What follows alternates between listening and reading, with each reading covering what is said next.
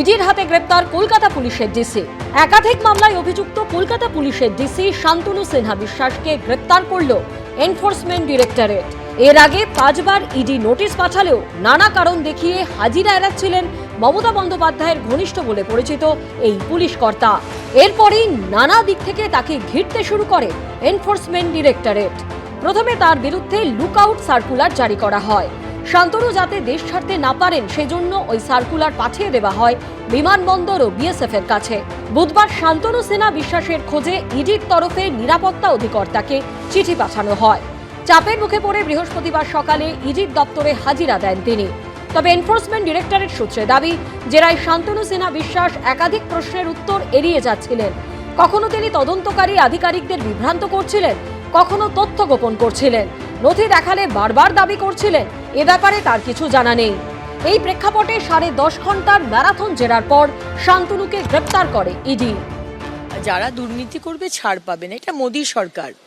এখানে কেউ বিজেপির ঝান্ডা ধরলেও ছাড় পাবেন না, আর কেউ যদি মনে করে থাকেন যে পালিয়ে বেড়াবেন আর 15 বছর আপনারা শাসন করেছেন তাই আপনাদের এক্স মুখ্যমন্ত্রী বাঁচিয়ে দেবেন, কেউ বাঁচতে পারবেন না। এটা মোদিজির সরকার, zero tolerance to corruption. Kolkata পুলিশের ডিসি শান্তনু সিনহা বিশ্বাস বর্তমানে ডিরেক্টর সিকিউরিটি কন্ট্রোলে পোস্টেড ছিলেন। কালীঘাট থানার ওসি থেকে কলকাতা পুলিশের ডিসি। তৃণমূল জমানায় শান্তনু সিনহা বিশ্বাসের উত্থান হয়েছে রকেট গতিতে। 1 এপ্রিল বালিগঞ্জের ফান রোডে ব্যবসায়ী বিশ্বজিৎ পোদ্দার ওরফে সোনা পাপ্পুর বাড়ি ও বেহালায় ব্যবসায়ী জয় এস কামদারের বাড়ি সহ 10 জায়গায় তল্লাশি চালায় ইডি। ইডির দাবি, সেদিন জয়ের বাড়ি থেকে উদ্ধার হয় 1,20,00,000 টাকা।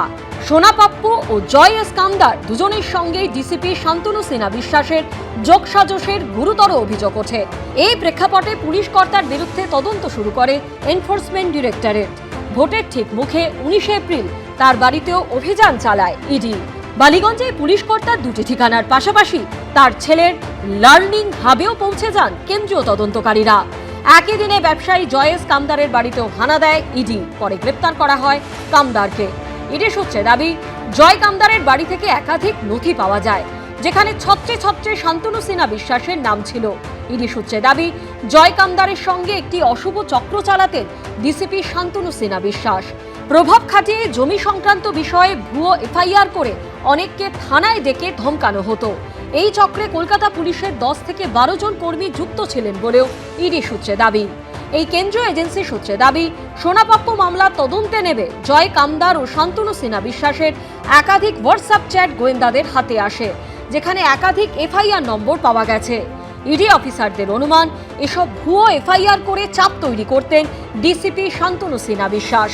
বৃহস্পতিবার সোনাপাপ্পুর প্রতারণা সংক্রান্ত মামলাতেই দীর্ঘ জেরার পর গ্রেপ্তার করা হয় কলকাতা পুলিশের এই ডিসিকে। প্রকাশ সিনহা, রঞ্জিত সাউ ও ব্রতদীপ ভট্টাচার্যের রিপোর্ট, এবিপি আনন্দ। এবিপি আনন্দ, এগিয়ে থাকে, এগিয়ে রাখে।